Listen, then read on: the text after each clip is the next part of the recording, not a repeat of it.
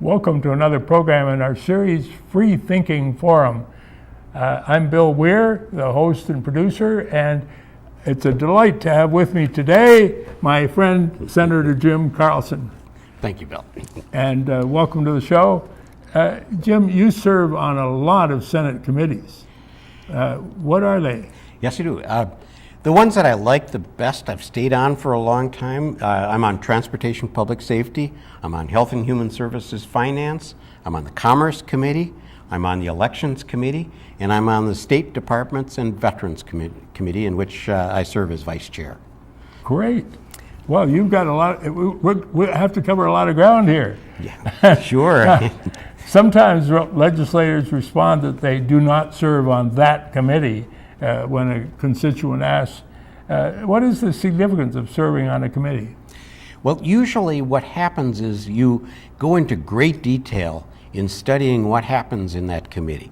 If you're on the Transportation Committee, you sit in that committee in the beginning of the session and hear all the reports that you've asked the people who advise you, for instance, MnDOT and others, just what is the status of their projects, what is the status of transportation, what is the status of public safety, and you learn a lot of in-depth detail about each of those committees and what they do. And so sometimes, for instance, I'm not on the Energy Committee, so I have an interest in energy, but I'm not up to date on the latest things that are happening in that committee. So many times if someone asks me, what are we going to do with this particular renewable energy source, I would say, well, I'm not up to date on that because I don't serve on that committee. So we need to be sure that we respect what your legislature serves on, because that's where they actually have done a lot of study, and that's where they probably support most of the bills that go through that committee. So it's important to respect the expertise of the legislator because they're on that particular committee. That's absolutely correct. It's just to add a little bit more onto that. We get just barraged with information, with both print information, phone calls, visits from experts and lobbyists and advocacy groups, and you find out that you really didn't know very much before you went into the legislature. Now, what's the latest news about Minnesota's financial condition? I hear we've been designated the #1 best place for business in the country. That we have, yes. And it depends on who you ask, because there are some groups that say, no, we're not good for business. And those are usually organizations that focus only on taxes. Now, we are not a low-tax state. We get a lot for our taxes. We get a very lot for our taxes, but we're not the highest tax state either. And just a little side anecdote that I tell everyone when we have that discussion is people will tell me that we can't attract the best and the brightest here because we have such high personal income taxes. Well, I have 2 kids that both make a lot of money, and I lost them both to a higher tax state. They both work in California now. One is an attorney out in LA, the other one is an IT professional in the Silicon Valley. And they're both very happy going out there, and they, as my son told me last night, he said, I included that in my thinking. We're not idiots. We've gone to a higher tax state. So, but now we tax enough so that there's apparently a surplus. Yes, well, or do you call it a surplus? There's two ways to look at that. We have had greater collections than we forecasted, and what that's done is that's given us a set of words we can use. One of them is a forecasted surplus of $2 billion. That's important to remember, that it's a forecasted surplus, and then we also have the actual in-hand surplus. And what happened in the 2015 session is we didn't appropriate away all of our money. So there's a bunch of money sitting in the state's coffers right now, and it was originally forecasted to be somewhere around $555 million. That is actual money in the bank, but now it has been reduced to another, I think it's been down to about 535.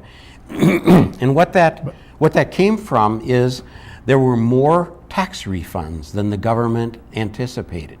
So now what we're still looking at is this $2 billion forecast surplus. For the coming biennium. Well, actually, it's the last half of this biennium. Oh. And because, we have a 2-year budget, so Right. we have just passed I'm sorry, not the midpoint. We just started this budget, but the midpoint will be next July, and the end of it will be June 30th of 2017. That'll be the end of the budget biennium, and that's when we're expecting to have this $2 billion surplus. So we always have to remind people, don't think of it as money in the bank. It is actually a forecast, and a forecast, like anything else, can turn wrong. around. Yeah. And it is wrong. It was wrong the first time. We collected more than we thought. It could go, if the stock market goes down, it'll be wrong the other way. So don't come looking for a handout for your That's favorite right. program. Yes. Yeah, I want to warn everybody, that $555 million, there'll be probably $10 billion worth of requests for it. Yeah. Well, it's just an educated guess. Yes, Yeah. that's what we should know about the forecast, is that it is an educated guess, and it's subject to being wrong. And now, the 2016 session, March 8, it begins? Yes, March 8th. It's a late session because we'll be in the even-numbered year. But- Years ago, there was only one session every 2 years, and there were special sessions that had to be called frequently, and we actually had a constitutional amendment that allowed the legislature to divide it into 2 years. So you have 120 days that go for 2 years. You spend some of those 120 in the first year of the biennium. You spend the rest of them in that mid-year to make your budget adjustments and other things. Yeah. So that's what we're going to be going into, is that budget adjustment year. And what we've often called it now is we call it the bonding session. Yeah. Because That's the big thing. that's the biggest thing that happens, and it's not required, but it has been our habit because we need to do a lot of investigating of these bonding projects. Yes. And so, in fact, today, the bonding committee is out looking at these bonding subjects and is evaluating what things should be in the bonding bill. And generally, that's usually been somewhere around $1 billion worth of bonding. Yeah. Now, I have the impression that with the legislator is going to have to meet somewhere else in this while we have reconstruction Yes, of the now, Capitol. the Capitol is under renovation right now, restoration right now. Restoration. Yeah. It is closed. You cannot, the public cannot go in there. It is under, major changes. So where can we find you? And you can find me in my porch at home. That's where my personal office is. Our staff, we have had to use rental space downtown St. Paul. Oh. Originally, that building was supposed to be ready at the end of the 2015 session, but because of the lawsuit that happened, the groundbreaking was delayed about a little more than 6 months. A lawsuit by who? That was by Representative Knobloch from the St. Cloud area. Oh. And that And was it added to the cost then. It added to the cost, and it extremely added to the delay, and it caused this interim move to downtown St. Paul. We're in the UBS building, I believe it is. We have 2 floors down there.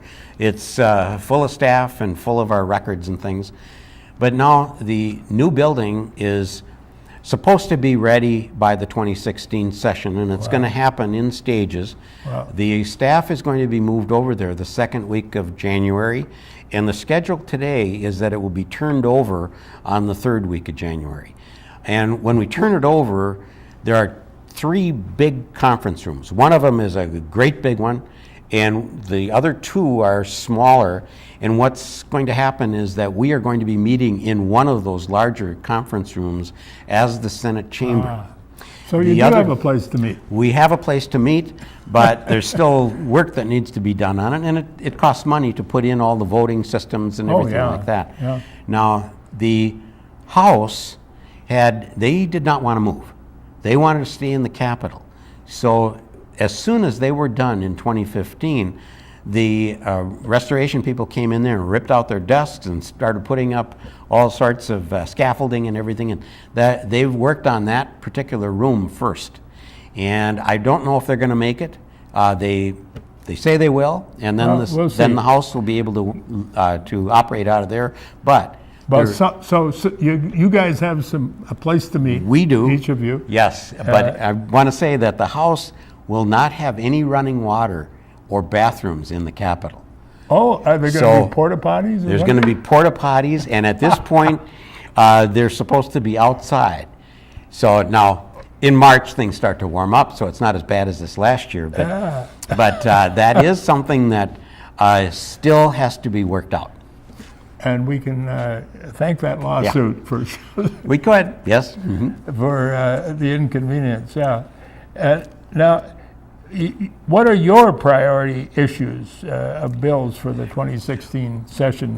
Well, anything more than the? First of all, we do have to address this collected surplus. Minnesota has to have a balanced budget every 2 years. We're in the middle right now, so we didn't have to balance the budget right away. And actually, what we could do is we could put the money into, and we even had that as our law was that any excesses will go into paying off certain priority debts, the schools, and then it would go into the reserves. And anybody that's a good financial manager would say a reserve is a good thing to have. And so some of that money is in the reserves now, but we can't go on forever. So what we need to do is, and we haven't had a tax bill, which will either address the surplus and maybe cut some taxes, maybe do some other things with it, maybe transfer some funds. But the Senate had a survey at the state fair. Yes. And the largest percentage wanted increased spending on infrastructure needs, such as transportation. Yes, absolutely. That's now, just before I say whether I agree or not, is that we've classically kept our transportation funding separate from our other funding, separate from our operational funding of the government. Supported by gas taxes. Yes, supported by fuel taxes, tab fees, license plates, things like that. And so that is, I believe that that's one of the purest user fees we have, where we charge the people who use the roads for using the roads. And we don't run any of that money back into the general fund. Absolutely none of it goes to light rail or anything else. It all goes to roads. And what we need to do is we need to make sure that we keep up with the increased cost of building roads. Is there, right now they're probably well over $1 million a lane mile. And that makes it very expensive. And I think, up here we talked a little bit before about Highway 610. That's an expensive road. And when you have to go across a river, that gets even more expensive. And Minnesota has a lot of hills, valleys, and rivers and creeks. So we have some very expensive highways. Much, if you compare it to South Dakota or Nebraska or somewhere like that, we have a lot more expensive roads than they do in some of those flat states. Yeah. Now, speaking of that gasoline tax, Minnesota, here one of the questions, Minnesota has significant infrastructure needs concerning the roads and bridges throughout the state. What's the best way to pay for these projects? And it looks to me like a majority of people said increase the state's per gallon gasoline tax. Is that going to do it? That will do it. It won't do all of it. The gasoline tax is again, it's one of the very pure user fees, but it is related to how much you use the roads. The license tabs, that's a user fee, but it's related to the value of your automobile and the newness of that automobile. So really, rather than raising license fees, we should be raising gas taxes. If you don't drive your car, you don't pay for gas tax. Now, there's a little complication in that. Now we have electric cars. Yes, we have more electric cars. But for the most part, you always have to remember that you pay sales tax on electricity too. So okay. nobody is Nobody free. escapes the tax. And also, all electric cars cost more than gasoline cars. That's for sure. So their license fees pay more too. So the studies have shown that fair. really, yeah, that is fair. You know, for instance, a Chevy Volt compared to a similar Chevy that is a non-electric or non-hybrid, that actually the Chevy Volt pays as much in transportation fees as does the gasoline car. Oh, good. So it's not something that anyone's cheating. Yeah. Well, I think we're going to need some more electricity here in the state. I see there was a question about the source of energy. The state's top priority should be for what? We got to reduce the carbon emissions. Yes, this is a really difficult balance that we have to try to maintain. We have increased our use of renewables, of wind, of solar, of hydro, lots of other methods of generating power that don't use fossil fuels. And in fact, we have actually avoided building 9 normal coal-fired plants. I mean, it's by having all of these, the wind turbines, having the home-generated electricity, the solar, lots of those things, and also the conservation improvement. Now, when you look at your electric bill, you see a little better insulation tick on there. Yep. You see a tick on that on your electric bill that says CIP, or Conservation Improvement Program, and that's what pays these rebates for a better air conditioner, a new refrigerator, a new gas oven, all of those kinds of things that are much more efficient with the electricity. Yep. Yeah. So we've actually avoided building any new power plants, and that has been just terrifically successful.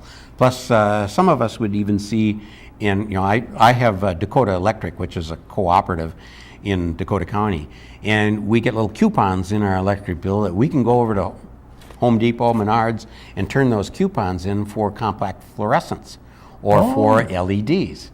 And compact fluorescents. The newer lights. Yep. Compact fluorescents use half. Let me put it in a different way. Quarter of the coal that an incandescent bulb uses. Really? An LED uses 1/10 of the coal that an incandescent bulb uses. So these are really good things for us to do if we want to avoid new coal plants, new nuclear plants, anything that's new using fossil fuel or nuclear. Well, great. We're learning to use the newer lamps that use much less electricity. That's a good thing.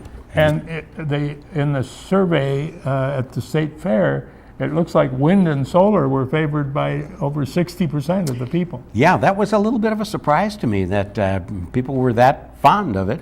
Now, wind, one negative to it is that it's not that the wind doesn't blow all the time, because wherever you put the wind turbines, it blows. Okay, but the problem often is that it blows stronger at night. And so what's happening is some of these wind turbines have to be shut off at night because the demand goes below the base load or the load that's already being generated by nuclear and the base load coal. Well, we need to learn how to store electricity Exactly. Yeah. Lots of people are doing that. Lots of European countries are looking into that. They're looking into these high-capacity batteries. They're looking at distributed batteries, all sorts of alternatives like that. Yeah.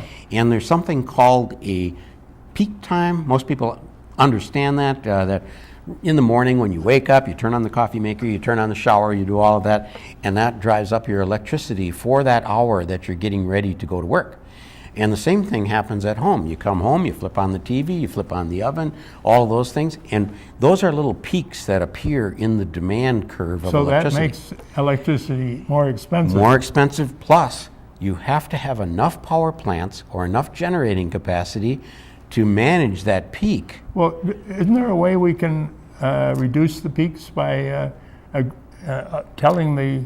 We're trying to, yes. Tell the electric company to... We tell people don't use power at that time, and we also offer discounts for people who will use what's called off-peak electricity. Right. They use on their off-peak. air conditioners Yep. and things like that. And then there's cycled air, which only puts your air conditioner on for 15 minutes and then turns it off again. There's the off-peak, plus there's the interruptible, where if you have an electrically heated home, for instance, heated floor with what they call radiant heat, Yeah. where it's not super efficient, they would be able to turn off your heat if there's a spike in demand, and that could be at any time, and that's called interruptible. Interruptible. So yes. we can save on our So we have electric tools. bills. Yep. And as well as save on building more electric Exactly. power plants. Yep. And just to add one little more item on that, last year we did pass a bill that mandated that all power companies have to issue a rate for an electric car to charge at night. So you get a special rate, and that encourages people who have the plug-in electrics like Teslas and Leafs and Volts, that they will plug in their car At to night. a timer that turns it on at night, and they get a cheaper rate. Rather than trying to get power at those peak times. Exactly. Yes. Yeah. Now, there's some other things that we found in that state fair survey.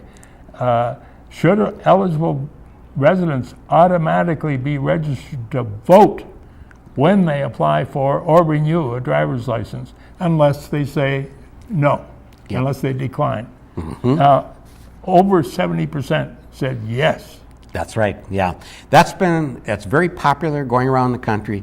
It really goes into your basic soul whether you want people to participate in government or not, and I do. I think, especially the people who don't participate, can they really complain about government? And I think, well, they can complain, but I'm not going to listen to them if they're not going to be voters either. So what we need to do is make sure that it's easy to register to vote, easy to vote, and easy to change your registration, because we're very particular about our registration. Right. And You've got to vote in the precinct where you live. Yes, and we want people to register ahead of time so that they can be checked out, all of that sort of thing. And it's a good, the Secretary of State has all of that down pat right now. So they look at all of those things, and there are some people that are really kind of dedicated to accusing our same-day registration as opening it up to voter fraud. It has not. No. But even then, they should be supporting early registration. In fact, early registration is a particular bill that I support. Oh, what's which the bill is number? Allowing. Boy, now you ask me a question. I have. What's the name? It's called early voting. I'm sorry. It's called early registration. Early registration. Okay. And what it does is it So allows. I want to support that. Yes, it allows 16-year-olds. Let me back up a little bit. Well, they don't get to vote till. Right, a 17-year-old today in October can register to vote if they're going to be eligible to vote in the November election. Good. They can also register if it's a year ahead of time, if they want to vote in the 2016 November election. And they can register today, they get checked out, and they're automatically added to the voter rolls before that election in 2016. I think that's a good idea. I think it's a great idea. Before they are out of high school. Yes, yeah. And, there's security systems that we want to make sure that we follow. We don't want to give out all kids' names and things. But what it does is it makes them invested in their government. They now know that they are registered to vote. They now know that these candidates, the Donald Trumps, the Hillary Clintons, Bernie Sanders, are talking to them. Yeah. And they have to figure out who is reaching them so that they can go vote for them next year. And they can exercise that vote that they've already signed up for. So let's have early registration. Yes, early registration. And what we wanted to do was bring it down to 16-year-olds so that 16-year-olds can do it at the same time they apply for their license. Because they're doing it in high school, they're taking their government classes in high school, and that's why 16 is really a good thing. Now, there's other states that make it so that when you go to the Department of Licensing, vehicle licensing, that you have to opt out. You are automatically registered if you don't opt out. California has just, in the last 2 days, signed that bill into law. Governor Brown signed it into law that if you are renewing your driver's license, you have to opt out if you don't want to be registered to vote, which is the right way to go. We've attempted that a few times before, but it's never really caught on. If anybody registers right now for a new license, they'll see a little checkbox on the form that said, "Do you want to register for voting?" And you have to put in a check now. Yeah. That's called the opt-in system. Yeah, so better to have opt-out Exactly.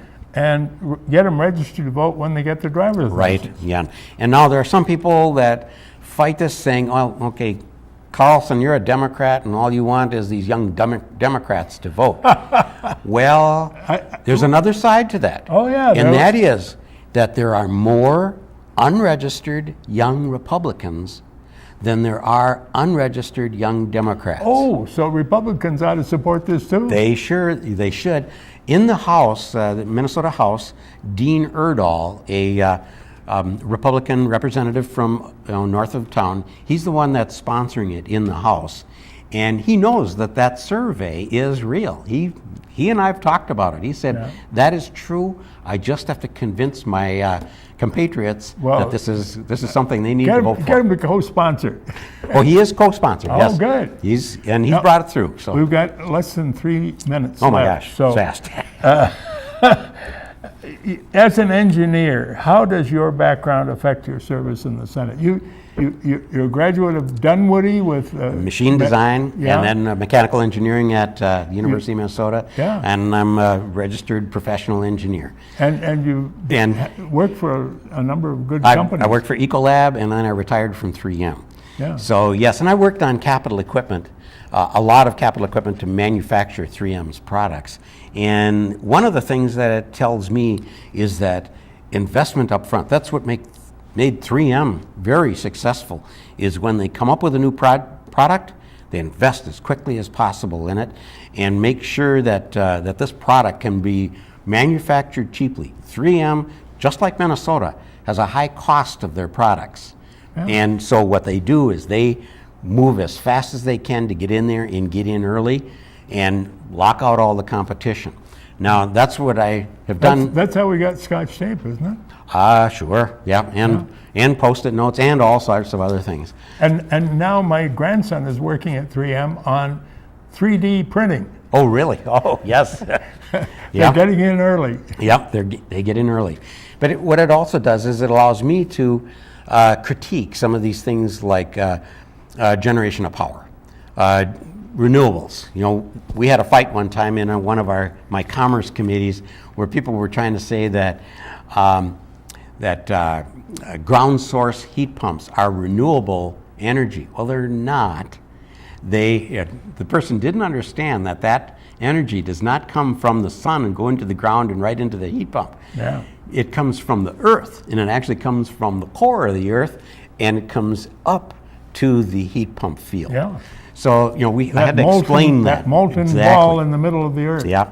And then there's another thing that we talked about last night, and that's the sound deadening on roads. Oh, yeah. And tell us about that. We do have 45 seconds left. There's a lot of experimentation that's going on by MnDOT to try to make the roads quieter. If you have a concrete road, the more the first surface gets worn off, the more rocks and aggregate that you have showing, and the tires, especially the truck tires, make a lot of racket. Yeah. And what they're doing is they're trying to minimize the contact with tires, and they're grinding a diamond pattern into the roadway. And they've experimented it up here, and it's worked. I've got to say thank you. Okay, sure. Thank you, Bill. This has been great. Thank you all for tuning in. We're going to have another session. Sure, yeah. When the Anytime, yeah. It's fun to go over things like this. And oh, yeah.